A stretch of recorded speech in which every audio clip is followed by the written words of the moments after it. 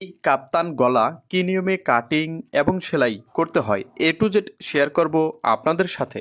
এর জন্য আমাদের প্রথমে সামনের পার্টে বডিতে গলাটা কাটিং করে নিতে হবে। তো গলাটা কাটিং করতে হবে আটকানো সাইড থেকে গলার ছড়ানোর 2/1 ভাগ। আজকে আমরা গলার ছড়ানো দেব 7 ইঞ্চি। আটকানো সাইড থেকে 3.5 ইঞ্চিতে একটি দাগ দিয়ে নেব। গলার ছড়ানোতে ইঞ্চি রেপটা বসিয়ে 13 থেকে 14 ইঞ্চিতে একটি দাগ দিয়ে নিতে হবে। তো আমরা 13 ইঞ্চিতে একটি দাগ দিয়ে নিলাম এবং আটকানো সাইড থেকে আধা ইঞ্চিতে একটি দাগ দিয়ে নিতে হবে। গলার ছড়ানো আর আধা ইঞ্চি এই দাগ স্কেল এই নিয়মে সোজা করে বসিয়ে নিতে হবে। এরপর একটা মার্জিন টেনে নিতে হবে। তো মার্জিনটা স্ট্রেট সোজা করে দিয়ে নিতে হবে। এই নিয়মে সুন্দর করে মার্জিনটা দিয়ে মার্জিন অনুযায়ী কাটিং করে নিতে হবে। 42 ইঞ্চি বডির জন্য এই গলাটা কাটিং করে নিলাম। এবার এই সাইডের টুকরাটা সরিয়ে নিতে হবে। তো এই নিয়মে গলাটা কাটিং করার পর ইঞ্চি চড়া একটা প্লেট পট্টি কাটিং করে নিতে হবে। এবার আমাদের বডির পার্টটা সামনের পার্ট এবং পিছনের পার্ট কাঁধের জয়েন্ট দিয়ে নিতে হবে।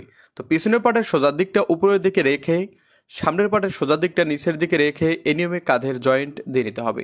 এরপর একই নিয়মে অপর সাইডের কাঁধের জয়েন্টটা দিয়ে নিতে হবে।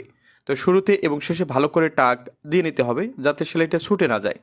এই নিয়মে কাঁধের জয়েন্টটা দিয়ে এক সাইড করে রেখে দিতে হবে।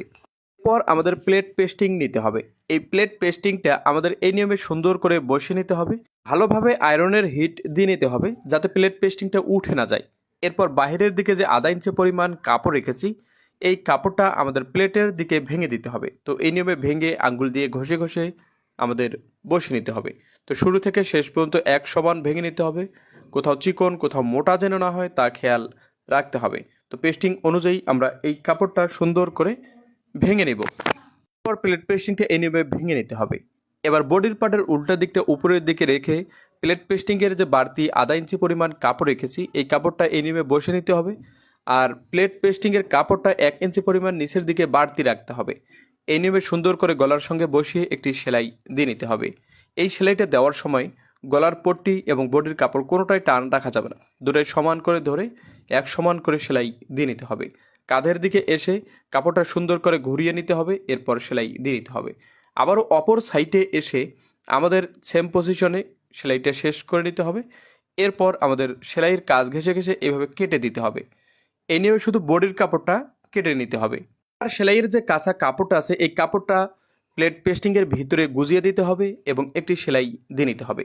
তো এই সেলাইটা দেওয়ার সময় নিচের কাপড়টা যেন জড়ো বা ঘোষ না হয় তা খেয়াল রাখতে হবে এবং সেলাইয়ের কাঁচা কাপড়টা যেন বাইরে বের না হয়ে যায় এটাও খেয়াল রাখতে হবে। তো আপনি যদি আমাদের এই পেজে নতুন হয়ে থাকেন তো পরবর্তী